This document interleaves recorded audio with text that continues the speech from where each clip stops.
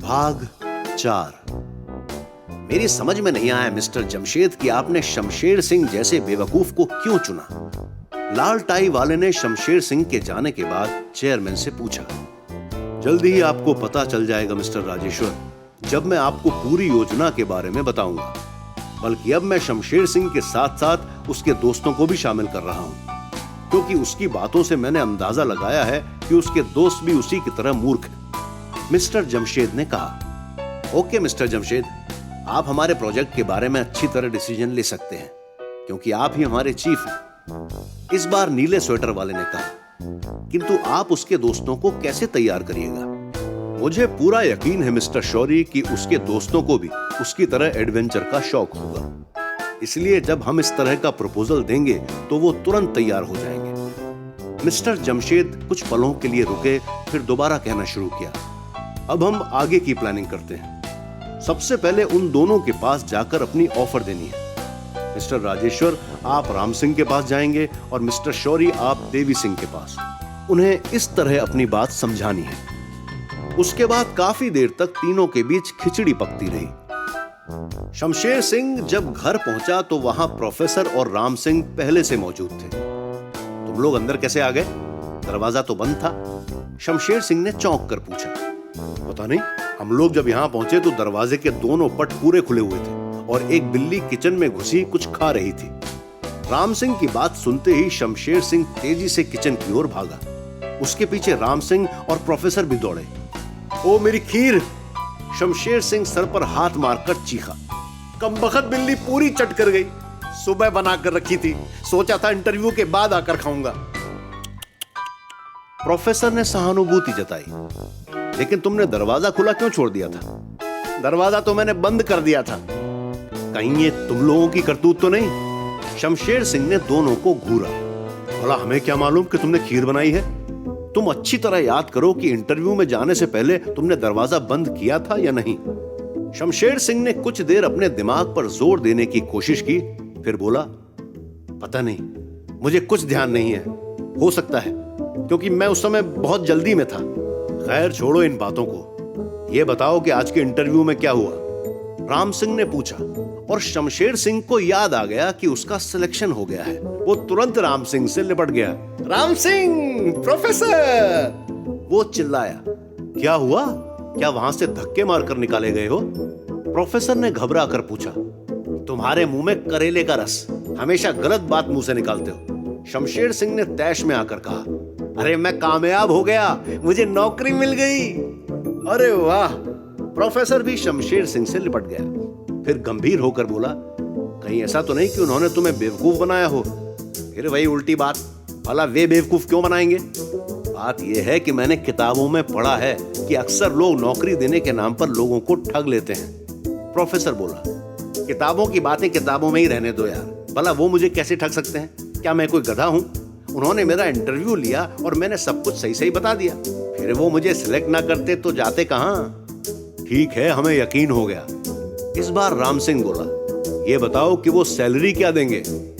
राम सिंह की बात सुनकर शमशेर सिंह कुछ पलों तक सोचता रहा, फिर बोला, सैलरी की तो कोई बात ही नहीं हुई। देखा, बन गया उल्लू।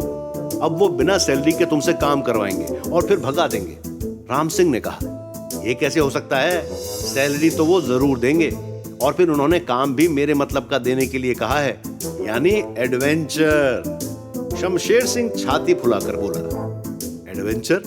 राम सिंह चौंक कर बोला, फिर तो तुम अभी जाकर डॉक्टर से अपने दिल का चेकअप करवा लो और हो सके तो किसी पहलवान के पास जाकर दिल की मालिश भी करवा लेना। वो क्यों? शमशेर सिंह ने चकरा कर पूछा। वो इसलिए क्योंकि एडवेंचर वाले कामों में दिल के फेल होने का बहुत डर रहता है। अगर तुम इस चक्कर में ऊपर निकल लिए तो हमें एक ठीक ठाक दोस्त की तेरहवीं करनी पड़ जाएगी। देखो, मुझे डराने की कोशिश मत करो। मेरे अंदर एक शेर का दिल धड़क रहा है। अपने माथे पर आए पसीने को पोंछते हुए शमशेर सिंह बोला, शेर? मैं भी वो शेर सुनना चाहता हूं जिसे सुनकर दिल धड़कने लगता है। प्रोफेसर, जो किसी विचार में गुम था, चौंक कर बोला, हम उस शेर की बात नहीं कर रहे हैं, बल्कि जंगल में घूमते शेर की बात कर रहे हैं। राम सिंह ने स्पष्टीकरण दिया। ओह, मेरे दिमाग में इस समय एक किताब का डायलॉग गूंजने लगा था। जिसमें कहा गया है कि वो शेर सुनकर मेरा दिल धड़ धड़ करने लगा। अच्छा, अब तुम लोग फूटो यहां से, मुझे अपने भविष्य की प्लानिंग करनी है। शमशेर सिंह ने दोनों को दरवाजे की ओर धक्का दिया। क्या अब घर बसाने की सोचोगे? क्योंकि मैंने किताबों में यही पढ़ा है कि लोग नौकरी मिलने के बाद अपना घर बसा लेते हैं। वैसे आज तक मुझे नहीं मालूम हो सका कि घर बसाने का मतलब क्या होता है। प्रोफेसर धक्के के कारण 2-3 कदम पीछे हटते हुए बोला, मैं तो फिलहाल ये सोचने जा रहा हूं कि एडवेंचर पर जाने में कितना मजा आता है। अब तुम किताबों में घर बसाने का मतलब ढूंढो। मैं तब तक एडवेंचर वाली नई फिल्म के सीन याद करता हूँ जो परसों मैंने किराए की सीडी लाकर देखी थी। उसने दोनों को बाहर करके अंदर से कुंडी लगा दी और की होल से तब तक झांकता रहा जब तक दोनों दूर नहीं निकल गए। उसके बाद मेज के पास आकर उसने दराज खोली। अंदर एक लॉलीपॉप रखा हुआ था। उसे उठाकर वो चारपाई पर लेट गया और आंखें बंद करके चूसने लगा। मिस्टर राजेश्वर ने राम सिंह के दरवाजे पर लगी कॉल बेल पर उंगली रखी। 5 मिनट बीतने के बाद भी जब किसी ने दरवाजा नहीं खोला तो इस बार उन्होंने घंटी बजाने के साथ साथ दरवाजा भी खटखटाया। इस बार कामयाबी मिल गई और राम सिंह ने दरवाजा खोलकर बाहर झांका। क्या आप मिस्टर राम सिंह हैं? जी हाँ, फरमाइए। मैं हूं राजेश्वर और उसी कंपनी का डायरेक्टर हूं जिसने शमशेर सिंह को अपॉइंट किया है। ये सुनते ही राम सिंह का व्यवहार पूरी तरह बदल गया। दायां हाथ सलाम झाड़ने के लिए ऑटोमेटिकली ऊपर नीचे होने लगा। आइए आइए, अंदर आइए, आप बाहर क्यों खड़े हैं? फिर दोनों अंदर आए। राम सिंह ने राजेश्वर को चारपाई पर बिठाया और खुद स्टूल पर बैठ गया जिसकी एक टांग नदारद थी।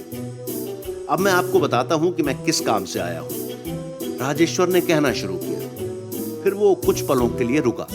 उसे शायद उम्मीद थी कि राम सिंह अब चाय या कॉफी लाने के लिए उठेगा, लेकिन राम सिंह पूरी तरह ठस बैठा रहा। इसलिए राजेश्वर ने बात आगे बढ़ा दी। बात यह है कि हमारी कंपनी पूरे देश में घूम घूम कर प्रतिभाओं को तलाशती है और फिर उन्हें अपने यहाँ एक अच्छी नौकरी दे देती है। शमशेर सिंह के इंटरव्यू से हमें यह मालूम हो गया कि आपके पास भी प्रतिभा है। प्रतिभा? जरूर शमशेर सिंह ने मेरे बारे में कुछ गलत सलत कहा होगा। मैं तो सर यहाँ अकेला रहता हूँ और मेरे पास केवल एक चारपाई, कुछ कपड़े और थोड़े से बर्तन हैं बस। राम सिंह को शमशेर सिंह की तरफ से हमेशा धड़का लगा रहता था। आप मेरा मतलब नहीं समझे। प्रतिभा यानी अक्लमंदी। आप बहुत जीनियस व्यक्ति हैं, इसीलिए मैं आपके पास आया हूं और आप हमारी कंपनी में आना स्वीकार करें, राजेश्वर ने समझाया। अरे सर, मैं किस काबिल हूं? मैं तो एकदम गधा, उल्लू का पट्टा हूं। राम सिंह ने कुछ ज्यादा ही विनय से काम ले लिया था। ये तो आपके अपने विचार हैं। हम तो आपको जीनियस समझते हैं, इसलिए ये रहा आपका अपॉइंटमेंट लेटर। आज से आप हमारी कंपनी में शामिल हो गए। अच्छा, अब मैं चलता हूं, कल ऑफिस में मुलाकात होगी। लेटर देने के बाद राजेश्वर ने उठकर राम सिंह से हाथ मिलाया और फिर बाहर निकल गया। राम सिंह आश्चर्य की मूर्ति बना वहीं खड़ा उसे जाता देखता रहा। मिस्टर शौरी को प्रोफेसर देव यानी देवी सिंह का मकान जल्दी ही मिल गया।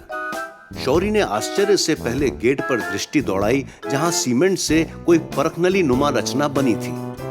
फिर उसकी दृष्टि लॉन पर पड़ी जहां भांति भांति का कबाड़ पड़ा हुआ था। इसमें किसी पुरानी गाड़ी का टूटा फूटा इंजन, 2-3 लोहे की घिरनियां, एक पीपे में भरा तारकोल और कुछ प्लास्टिक के खिलौने पड़े हुए थे। कोई तेल जैसा द्रव्य भूमि पर फैला था जिसमें से अजीब सी दुर्गंध आ रही थी। वो कुछ देर वहां पड़े सामान को देखता रहा, फिर कॉलबेल पर उंगली रखने लगा। किंतु यहां उसे ठिठकना पड़ा क्योंकि वहां 2 स्विच थे। एक का रंग लाल था और दूसरा नीले रंग का था। थोड़ी देर उधेड़-बुन में रहने के बाद उसने लाल स्विच पर उंगली रख दी। अगले ही पल परखनली नुमा रचना से कोई चीज उछलकर उसकी खोपड़ी से टकराई और उसके पूरे सूट पर पीले रंग का कोई तरल पदार्थ बहने लगा। वो भौचक्का होकर बहते हुए तरल पदार्थ को देखने लगा जो वास्तव में सड़े अंडों का जूस था। अंदर कहीं घंटी बजने की आवाज सुनाई दी और थोड़ी देर बाद एक सज्जन अंदर से दौड़ते हुए निकले जिनकी नाक पर भारी फ्रेम का धूप का चश्मा लटक रहा था। मिस्टर शौरी समझ गए कि यही प्रोफेसर देव हैं। देवी सिंह शौरी को देखकर ठिठक गया जो अपने चेहरे पर बहते अंडों के जूस को रूमाल से साफ कर रहा था। आपने गलती से गलत घंटी बजा दी। वो घंटी वास्तव में चोरों के लिए है। प्रोफेसर ने शौरी को देखकर कहा, मैं कुछ समझा नहीं। शौरी ने कुछ ना समझते हुए कहा, जी हाँ, मैंने 2 घंटियां लगवा रखी हैं। बात यह है कि इस मोहल्ले में चोरियां बहुत होती हैं, इसलिए मैंने एक सिस्टम का आविष्कार किया है। जैसे ही कोई चोर मेरे घर में घुसने के लिए लाल रंग की घंटी बजाएगा, तुरंत उसके ऊपर अंडों की बौछार होगी और साथ ही मुझे भी पता चल जाएगा कि कोई चोर मेरे घर में घुसने की कोशिश कर रहा है। लेकिन कोई शरीफ व्यक्ति भी तो उस घंटी को बजा सकता है। उनके लिए तो मैंने नीले रंग की घंटी लगवा रखी है। फिर भला वो चोरों वाली घंटी क्यों बजाने लगे? प्रोफेसर ने सवाल किया। किंतु इस समय तो मैं ही गलत घंटी का स्विच दबा बैठा और मैं शरीफ भी हूं, शौरी ने कहा। आपने तो मेरा बनाया नियम तोड़ दिया। फिर आप, चलिए खैर छोड़िए, आप शायद मुझसे मिलने आए हैं, अतः अंदर आ जाइए। प्रोफेसर के पीछे पीछे शौरी अंदर आया। जी हाँ, अब बताइए। प्रोफेसर ने शौरी को सोफे पर बैठने का संकेत किया। मैं एक ऐसी कंपनी का डायरेक्टर हूं जो देश के कोने कोने में छुपे वैज्ञानिकों को ढूंढती है और उन्हें रिसर्च करने के लिए सहायता देती है। हमें मालूम हुआ था कि यहाँ भी एक महान वैज्ञानिक का निवास है। आखिरकार वो महान वैज्ञानिक अर्थात आप मुझे मिल गए। ओह, थैंक यू। तो आप हमारी सहायता के लिए आए हैं? जी हाँ, हमारी कंपनी के पास एक रिसर्च वर्क है जिसे करने के लिए हमें एक महान वैज्ञानिक चाहिए। आशा है उस रिसर्च वर्क को आप स्वीकार करके हमें कृतार्थ करेंगे। जरूर, हमें खुशी होगी अगर हम आपके किसी काम आ सके, प्रोफेसर ने खुश होकर कहा। फिर धीरे से बोला, किताबों के अनुसार ऐसे अवसर पर शायद यही कहा जाता है। जी, क्या आपने मुझसे कुछ कहा? शौरी प्रोफेसर का अंतिम वाक्य नहीं सुन पाया। कुछ नहीं। तो क्या आप उस वर्क के बारे में बताना पसंद करेंगे? उसके बारे में तो हमारे चेयरमैन साहब ही कुछ बता सकेंगे। यदि आप कल आ जाएं तो हम आपके आभारी होंगे। ठीक है, आप अपना पता दे दीजिए। शौरी ने कोट की जेब से अपना कार्ड निकाल कर दिया।